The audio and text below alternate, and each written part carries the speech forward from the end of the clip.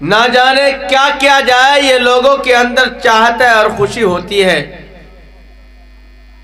लेकिन इस अल्लाह के बंदे के अंदर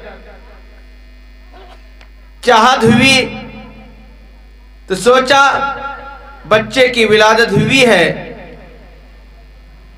तो एक प्रोग्राम मुनाकिद किया जाए जिसमें दीन की बातें हो, गोया बच्चे के आगाज दीन के नाम पर हो रहा है।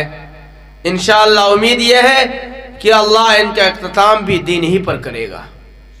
दुआ करते हैं इंशाअल्लाह, मुकम्मल दुआ करेंगे इंशाअल्लाह, और हम इससे सबक भी लेंगे इंशाअल्लाह। चाहे नजर मानी गई हो या ना मानी गई, ये एक अलग मसला है, लेकिन उन्होंने इसका आगाज किया है तो हमें इस पर सबक भी लेना चाहिए। वो साहब मौजूद है ना, उनको स्टेज पर बुलाइए। वो स्टेज के कहाँ है वो साहब? बच्चा को भी लेके मुकीम भाई अब अपने बच्चे को यहाँ स्टेज पे ले आए। मुकीम भाई और मोहिदुर रहमान साहब आप स्टेज पे आ जाए। कुछ ही देर में आप लोगों के बीच दुआ होगी, बहुत जल्द आने की कोशिश करें। मैं इसलिए बुलाना चाहता हूं कि एक सबक ले कि इन्होंने एक अच्छा पैगाम लोगों को दिया है।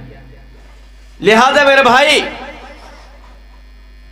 दीन की कोई भी प्रोग्राम हो, हम जब बैठे तो सुनने की नीयत से बैठे, और चाहे मजमा कितना हो या ना हो, ज्यादा हो कम हो, उधर ध्यान हमारा ना जाए, बल्कि अगर कुछ बातों को ये सुन करके अमल कर लेंगे तो यही निजात के लिए हमारा काफी होगा।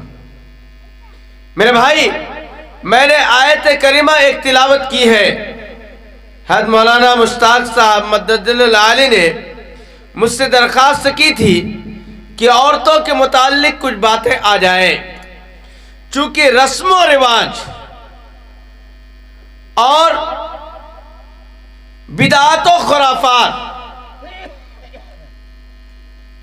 गलत तरीके के वसाविस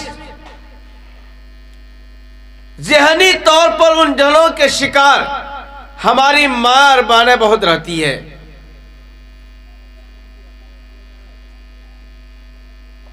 वक्त होता तो मैं इंशाअल्लाह तफसीलन इसके बारे में मां और बहनों को आगाह करता।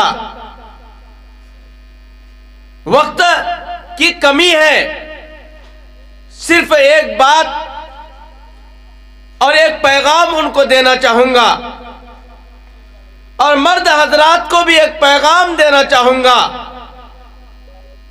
कि मियां बीवी, आप अपनी औलाद को नेक और साले बनाना चाहते हैं, बच्चों को ऐसा बनाना चाहते हैं कि जिसकी वजह से वह आपकी आंखों की ठंडक बने,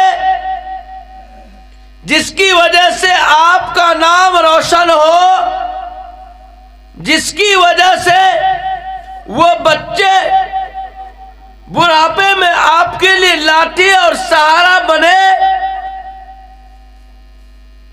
तो जरूरी यह है कि अपने आप में तब्दीली लेके आ जाइए। बगैर अपने आप को तब्दीली लाए, अपने आप को बदले बगैर आप अपनी औलाद को सही औलाद नहीं बना सकते। ये बेकार की बातें हैं। आप रहिए नापाक और बेटा बन जाए पाक। आप रहिए गंदी शक्ल में और बेटी बन जाए खूबसूरत और नेक। आप रहिए बेनमाजी और बच्चे बन जाए नमाजी। आप रहिए शराब और कबाब में मस्त और बच्चे बन जाए बुजुर्ग। आप रहिए बगैर रोजा के। आप दीगर अमाल को अदा मत कीजिए और आपके बच्चे दीनदार बन जाए, ये तो बिल्कुल नामुमकिन है। ये बिल्कुल ऐसी सोच है कि जो बिल्कुल ही गलत है। एक राजा था, वो हमेशा शराबो कबाब में रहता था, हमेशा शराबो कबाब में रहता था, बुरे अमाल करते रहता था, लेकिन हमेशा ये सोचता भी था कि मैं जन्नत जाऊंगा, मैं जन्नत जाऊंगा। एक मर्तबा उनका जो वजीर था उनको सबक सिखाना चाहा। वजीर से कहा कि जाओ खेत में गेहूं बो दो। क्या कहा बोलिए? खेत में गेहूं बो दो। वो गेहूं लेकर के निकला, वो गेहूं लेकर के निकला और वहां जाकर के गेहूं बुनने के बजाय जौ बो दिया। क्या बोया? बोलिए, जौ बो दिया। कुछ अय्याम के बाद जब उसका पौधा निकला तो राजा ने कहा, भाई तुमको मैंने जौ गेहूं बुनने कहा था, तुम जौ बुन दिए, खेत में जौ लगा दिए। कहा, राजा साहब आप समझते नहीं हैं, ठहरिए, गुस्सा मत होइए, हम बोए हैं जौ लेकिन निकलेगा गेहूं ही, निकलेगा गेहूं ही। कहा थोड़ा बड़ा होने तो दीजिए। बड़ा हुआ, जब फल निकला तो फिर भाई जौ के दरख्त में, पौधा में कहीं गेहूं निकले, कहीं गेहूं निकलेगा? भाई जो बोएगा वही निकलेगा ना। फल निकला जौ का, तो फिर राजा ने कहा, भाई तुम तो कहा था कि जौ बोए हैं लेकिन निकलेगा गेहूं, ये तो जौ ही निकला है। कहा आप घबराइए मत, जब काट करके हम लाएंगे ना तो वहां गेहूं निकलेगा।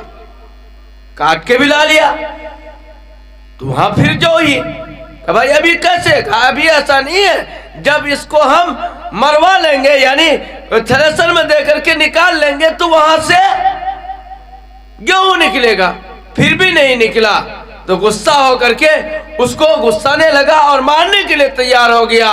कहने लगा, बादशाह सलामत, हाथ जोड़ करके आपसे कह रहा हूं, ये आप ही का तो तरीका है, आप बुरे अमाल हमेशा करते रहते हैं, शराब और कबाब पीते करते रहते हैं और आप हमेशा नमाज पढ़ते ही नहीं, लोगों को सताते हैं, सूदखोरी करते हैं, शराब पीते हैं और ये कहते हैं कि हमें जन्नत मिल जाए। आप करते हैं बुरा अमाल और बदला में आप चाहते हैं जन्नत। ये कहां से होगा? ये होगा। इसलिए मेरे भाई, आप अपनी औलाद को नेक और साले बनाना चाहते हैं तो मियाँ बीवी सबसे पहले नेक बनिए, और नेक बनने के लिए सबसे पहली जरूरी चीज ये है कि मियाँ बीवी आपसी झगड़े को सुलझा लीजिए। आए दिन कहीं न कहीं शौहर बीवी